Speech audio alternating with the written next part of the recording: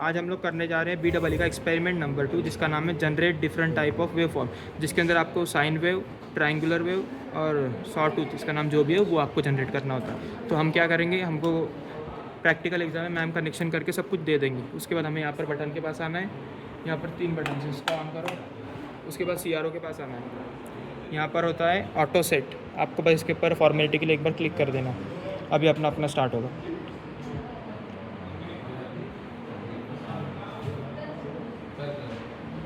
हो गया। अब यहाँ पर आइए, यहाँ पर हम लोगों को 1 किलोहर्ट्ज़, जूम कर थोड़ा, यहाँ पर 1 किलोहर्ट्ज़ फ्रीक्वेंसी सिलेक्ट करना है, कर दिया। यहाँ से हमारा फंक्शन चला, अभी साइन वेव है तो यहाँ पर साइन दिख रहा है। ये मैंने स्क्वायर वेव लिया तो मुझे स्क्वायर वेव दिखने लग गया, पर हम आपको साइन वेव करके दिखाते हैं। अब यहाँ पर साइन वेव दिख रहा होगा। इसके अंदर प्रैक्टिकल में हम लोग को रीडिंग्स क्या क्या लेनी होती है। सबसे पहले हम लिखेंगे अपना फंक्शन, साइन फंक्शन लिख दिया हमने। फिर इसका वर्टिकल डिवीजन्स लिखते हैं। वर्टिकल डिवीजन मतलब यहाँ पर आइए, यहाँ से लेके यहाँ तक आपको बॉक्सेस कैलकुलेट करने हैं और फिर वो लिखना है यहाँ पर। से बता कहाँ से कहाँ तक? यहाँ से लेकर तो यहाँ तक जो एम्पलीट्यूड होता है वो लिखना है, इसको वर्टिकल डिवीजन बोलते हैं। उसके बाद आपको वोल्ट पर डिवीजन कैलकुलेट करना है, ये वोल्ट पर डिवीजन। वोल्ट पर डिवीजन मिलता है यहाँ से, ये वोल्ट पर डिवीजन। अब क्योंकि हमारा कॉलेज गरीब है, इसके अंदर नॉब नहीं लिखा, तो आप मैम से पूछ लेना मैं क्या कैलकुलेट करूँ। तो हमने लिख दिया वोल्ट पर डिवीजन। उसके बाद हम लोग को एम्पलीट्यूड कैलकुलेट करते हैं। एम्पलीट्यूड जो होता है वो होता है वर्टिकल डिवीजन इनटू वोल्ट पर डिवीजन। 2.8 × 50 = 140। उसके बाद हम लोग कैलकुलेट करेंगे हॉरिजॉन्टल डिवीजन। हॉरिजॉन्टल डिवीजन होता है ये 0 से लेके π/2, π/2 से लेके पाई। तो 0 से लेके π/2 हम लोग कैलकुलेट करेंगे ये कितने डिवीजन हुए, इसको बोलते हैं हॉरिजॉन्टल डिवीजन।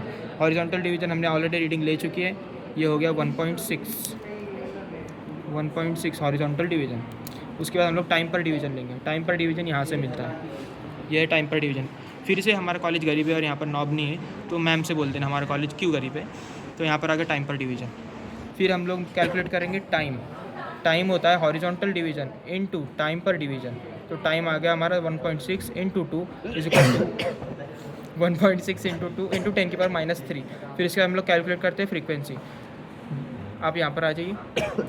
अब साइन वेव के लिए अब हम कैलकुलेशन करेंगे साइन वेव के लिए फ्रीक्वेंसी होता है फ्रीक्वेंसी होता है 1/t। तो हमारा टाइम यहाँ से आया था हॉरिजॉन्टल डिवीजन इनटू टाइम, तो हमने इसको लिख दिया 1/t और ये आगे फ्रीक्वेंसी। इस तरह के साइन वेव के लिए, स्क्वायर वेव के लिए और ट्रायंगुलर वेव के लिए हमारा आंसर आ जाएगा और आपका प्रैक्टिकल कंप्लीट हो जाएगा। बस हो गया।